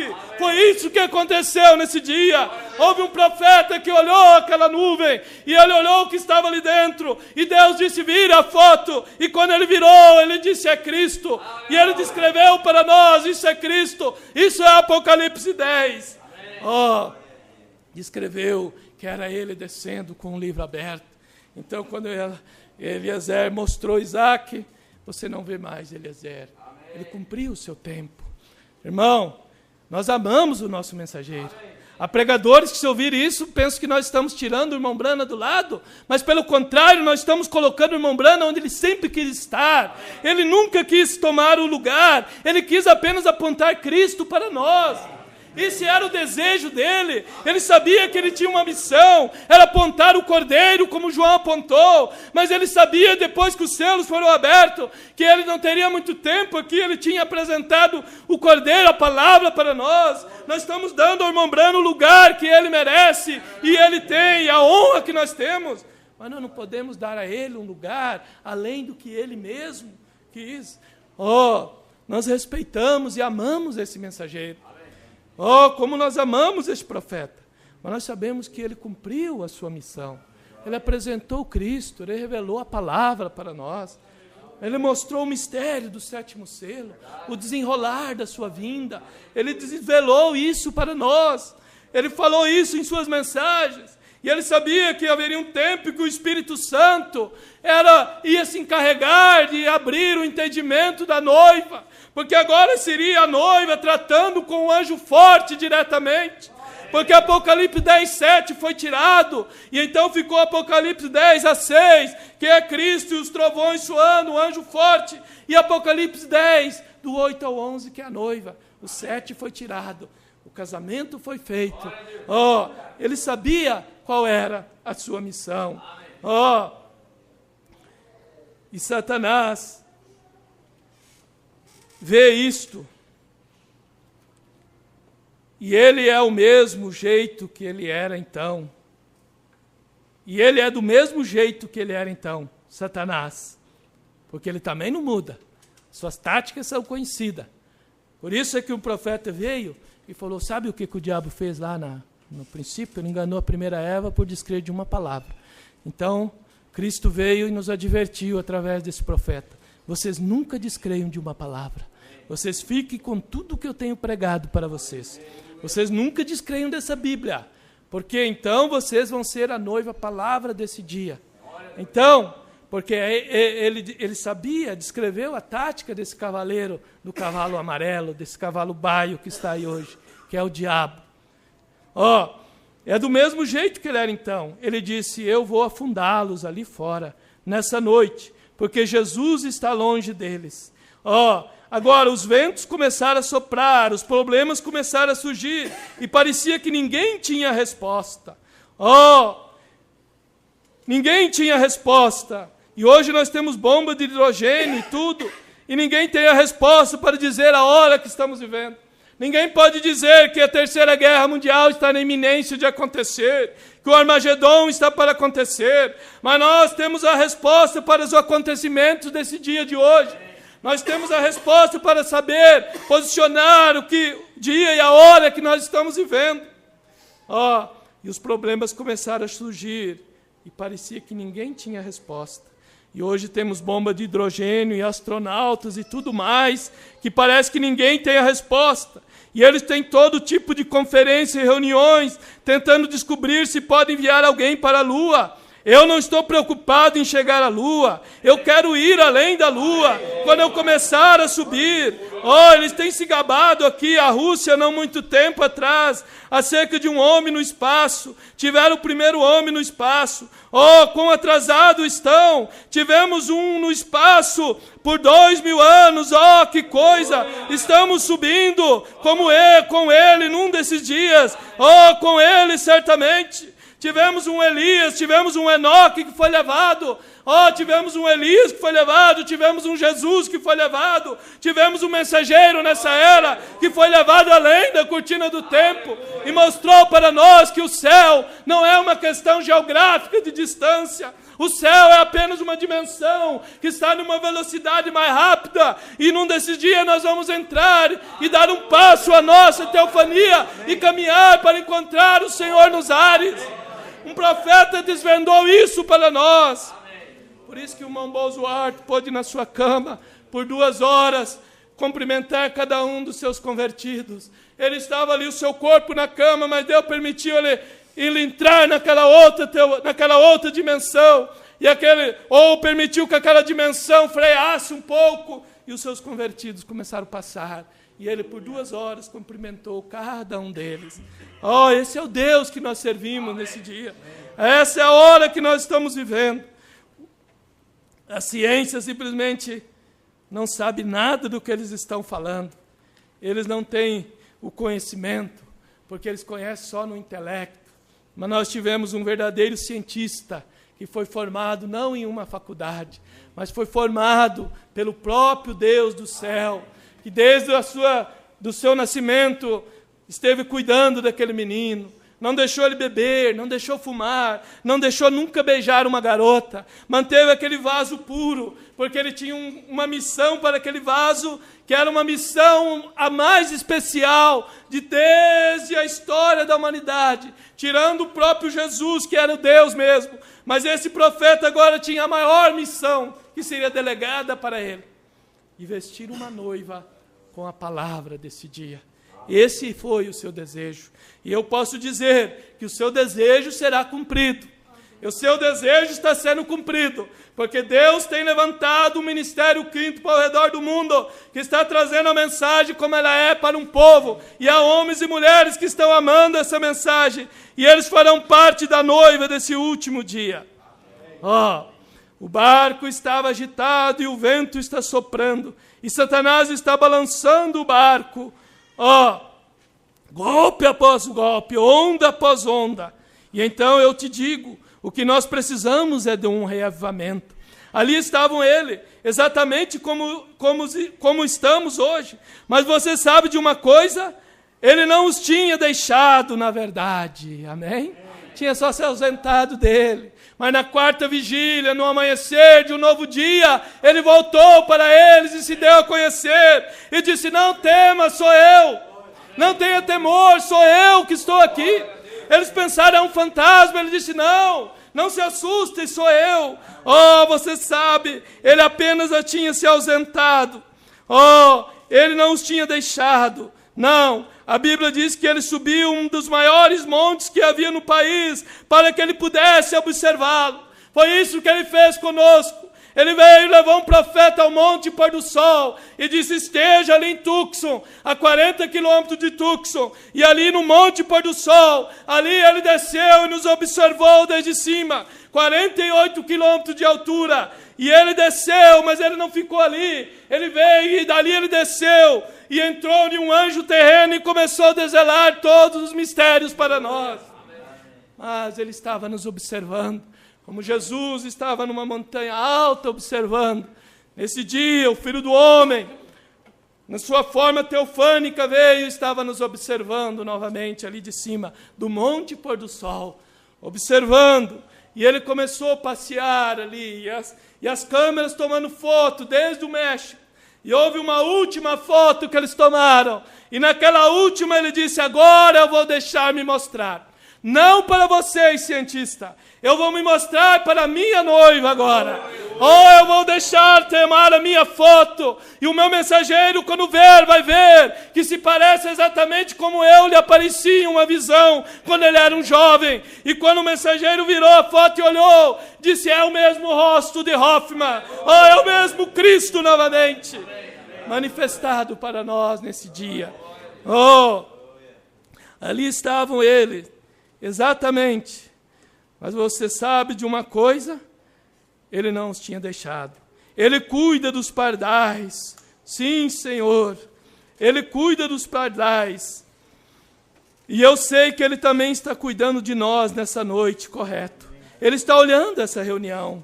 Ele vê nossos problemas. Ele conhece nossas frustrações. Ele sabe quão doente você está. Ele sabe o que você tem passado. Ele sabe o que você está tentando fazer. Vê, seu olho está te observando. Ele conhece tuas lutas. Ele conhece tuas aflições. Ele sabe o preço que você está pagando por se manter puro no Evangelho, moço. Ele sabe quão tentador é você viver numa era onde tudo é permissivo, onde as moças e os moços andam se beijando e os namoros são tão vulgares e baixos como são. Ele sabe que você, às vezes, é confundido até com um nome feio. Penso que você não é um homem, porque você não se compromete o seu caráter, mas há um Jesus que está te observando, moço. Há um Jesus, moça, que está observando a sua pureza e lealdade para Ele. E não tem se comprometido com esse dia. Há um Jesus, irmão, olhando para você, que não aceita ser infiel à sua esposa, mas é um homem de caráter, uma mulher de caráter. Há um Jesus que está olhando isso desde o céu, porque Ele é o mesmo ontem, hoje e eternamente. Ele cuida dos pardais. Oh, Ele sabe o que você tem passado. E Ele estava em pé no topo daquele monte observando, e Ele viu o problema deles. Ele viu os remos quebrados. Ele viu a congregação ir embora. Ele viu tudo acontecer. Quando todas as esperanças se acabaram, que eles poderiam ser salvos, o que aconteceu? Então eles o viram andando sobre a água, e ele vinha caminhando até eles, o Filho do Homem se apresentou. O irmão Branham estava nessa condição em 62, ele pregou a fase presente do meu ministério, todos me abandonaram, ele estava se sentindo rejeitado, mas em 63 o Filho do Homem apareceu para ele, e coroou o seu ministério. O irmão Branham disse, eu sei, quando o ministério chega nessa condição, Deus coroa, e então Deus coroou o seu ministério. Autenticou ele como mensageiro do Apocalipse 10:7. Oh, o Filho do Homem veio andando para eles. É um espírito, e a única coisa que poderia salvá-los. E eles estavam com medo, porque parecia assustador, e eles estavam com medo deles. dele. Se esse não for o quadro hoje, eu nunca disse isso. A única coisa que pode salvar as pessoas, e eles têm medo dele, Jesus Cristo. O profeta diz, eu nunca disse isso, mas agora eu vou dizer. A única coisa que eles têm medo, de Jesus Cristo, da palavra.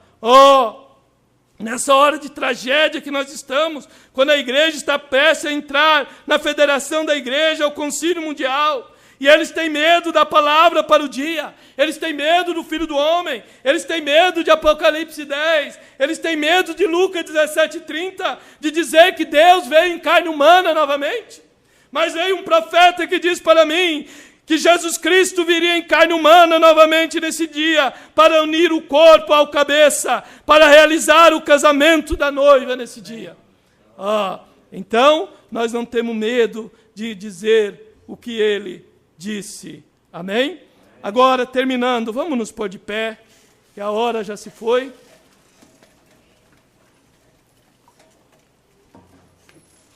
Vamos terminando com isso aqui. E quando você ouvir, diz o profeta, não tenha medo, abrace-o e diga, Senhor Jesus, eu te amo, tu estás aqui, talvez eu nunca tenha te aceitado como meu Salvador, nessa noite eu vou fazer isto, eu te quero como meu Salvador. E lembre-se, aquele era o último sinal dado a Abraão, ele era um tipo daqueles que irão no rapto, a semente real de Abraão, compreendem? E eles já estavam fora de Sodoma. Aquele último sinal que lhe foi dado era aquele mesmo sinal. Deus manifestado em carne humana. O que disse a Abraão, o que Sara estava pensando na tenda atrás dele. E Jesus se vira ali e diz, assim como foi nos dias de Ló, assim será na vinda do Filho do Homem. Eu presumo que vocês sejam espirituais. Por favor, tentem entender, estão vendo? Essa pode ser nossa última oportunidade, vê? Talvez não lhes tenha sido ensinado em suas igrejas, as suas boas igrejas, irmãos, o profeta está dizendo. Aqueles homens, não contra seus pastores agora, não. Eles são bons homens, mas talvez eles não puderam ter a luz da Escritura para te mostrar esse sinal desse dia. Mas eu lhes digo, diz o profeta, tenham bom ânimo, sou eu, não temais. É o mesmo Jesus novamente que estava aqui. Irmão, vamos aceitar a visitação de Deus para esse dia, enquanto curvamos nossas cabeças, e você inclina sua cabeça e fecha seus olhos. Você não quer aceitar esse Jesus na sua vida? Talvez você nunca foi batizado em seu nome. Talvez você sabe que você não está pronto para encontrar com Ele. Mas se você sentir um pequeno puxão nessa noite em seu coração, e você quer nessa hora levantar a sua mão e dizer, Jesus, eu peço que tu me ajude. Eu quero te aceitar, eu quero entender tua palavra. Porventura haveria alguém que desejaria levantar a sua mão agora para Jesus nessa hora? Se há alguém, por favor, levante sua mão e nós vamos orar por você. Se você deseja ser lembrado nessa hora, levantar a sua mão. Há algumas mãos que estão levantadas. Vamos simplesmente agora curvar nossa cabeça e vamos orar. Pai Celestial, algumas mãos têm sido levantadas. Tu conheces, Pai, o que vai por trás dessas mãos, Senhor. Deus, eu peço que Tu seja de misericórdia e graça para eles, Pai, porque eles ouviram a Tua palavra e eles creem na Tua palavra, eles não têm medo da Tua palavra, porque eles sabem que isto é a única coisa que pode lhes ajudar. Nós ouvimos nessa noite que está um profeta usando essa mesma escritura e dizendo, não tema, sou eu. O mesmo Jesus se revelando para nós agora nesse dia. Pai, abençoa cada mão levantada, abençoa cada vida, Senhor. Leva-nos a uma vida mais íntima contigo, Pai. Eu quero caminhar mais perto de Ti também, Senhor. Eu quero um reavivamento na minha vida, Pai. Eu quero que a Tua palavra se torne vida em mim a cada dia. Eu quero me tornar esse livro andando em dois pés, Pai. A noiva, a palavra desse último dia. Deus, traga uma libertação para cada irmão. Traga um desejo profundo para cada um de servir a Ti com todo o seu coração e andar mais perto de Ti e vir à igreja com mais frequência e sentir desejo, Pai, pela palavra, pela abertura da palavra desse dia. Pai, conceda isso, Senhor.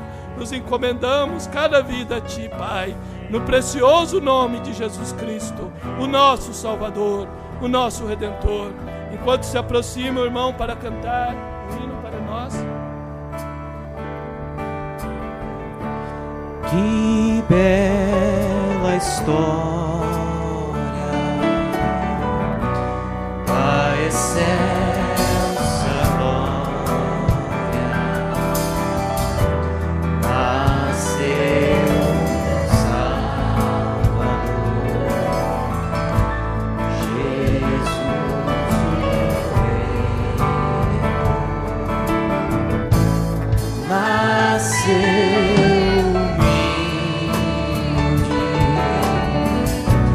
desprezado e pobre,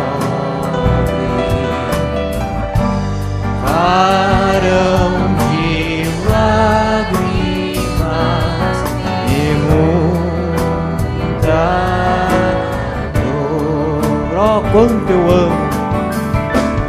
Oh, quanto eu amo! Oh, quanto adoro!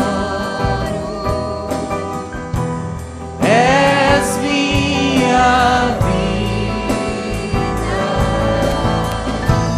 meu Redentor, o Rei da glória, veio salvar-me e revelar-me, ó Deus de amor. Grande é o mistério, é o incomparável,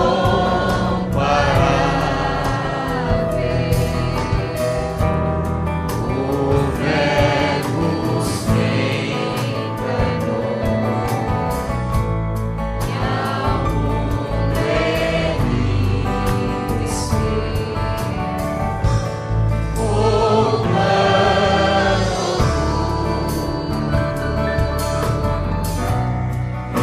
revelou-se ao homem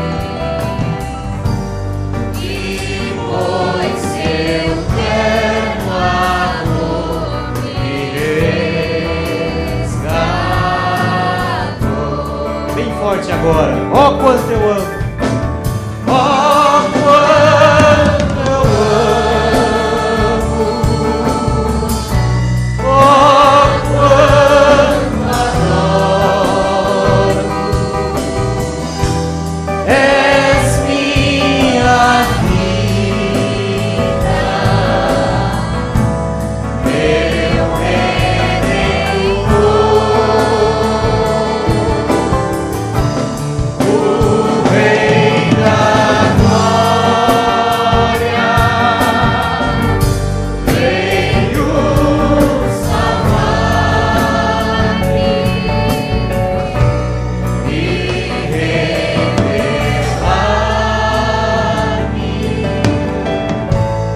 ó Deus de amor.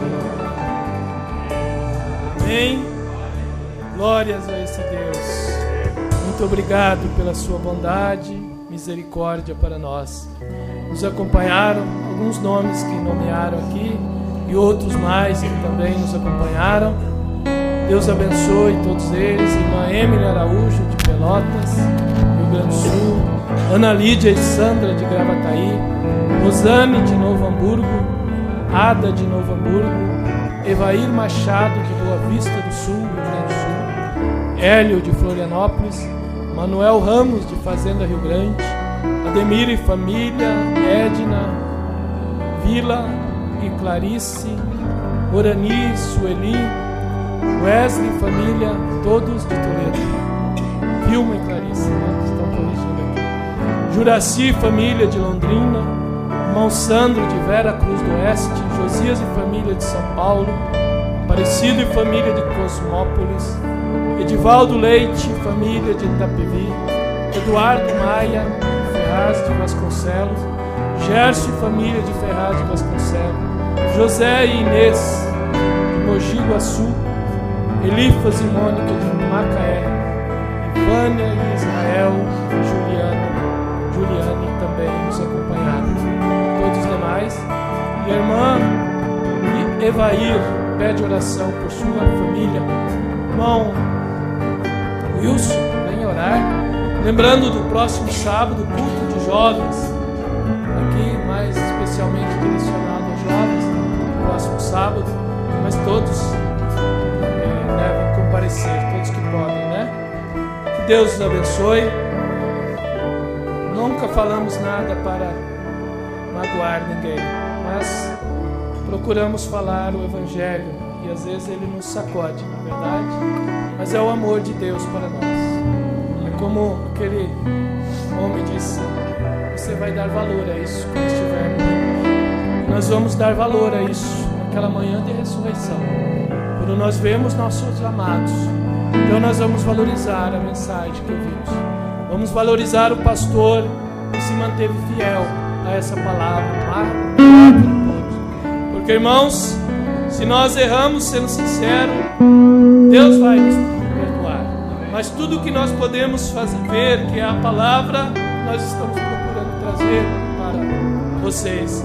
Então, se estamos trazendo algo que não está bem, Deus vai nos corrigir, nos colocar no caminho. Mas queremos trazer toda a verdade para os vossos corações.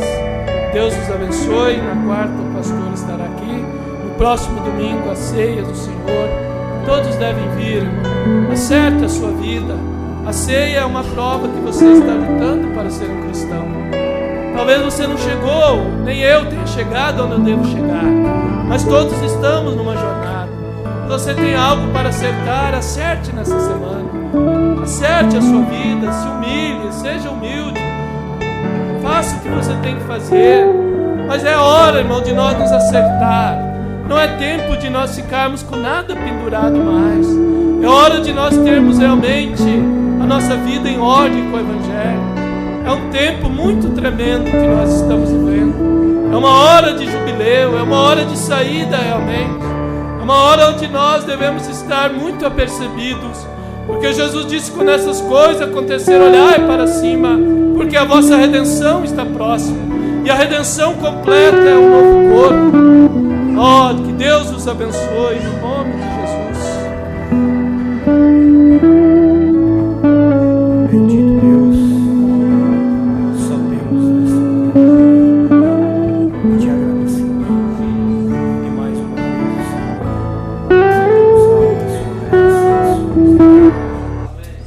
e tem alcançado as nossas vidas, Senhor, através da Tua palavra. Agora, Pai, nós oramos pedindo que o Senhor leve cada um dos Teus filhos aos seus lares, guardados e protegidos, Senhor. Porque sabemos que a cada esquina Satanás certamente quererá colocar alguma coisa para atrapalhar os Teus filhos. Porém, Senhor, nós estamos em Tuas mãos e cremos que cada um dos Teus filhos retornará aos seus lares guardados pelo Senhor. Obrigado, Pai, nós te damos graça. No nome do Senhor Jesus Cristo. Amém, seu irmão. Que Deus te abençoe. Deus abençoe cada um de vocês, meus irmãos, minhas irmãs. Que Jesus ajude nós a estar de pé naquela hora de saída dessa terra. Meus irmãos,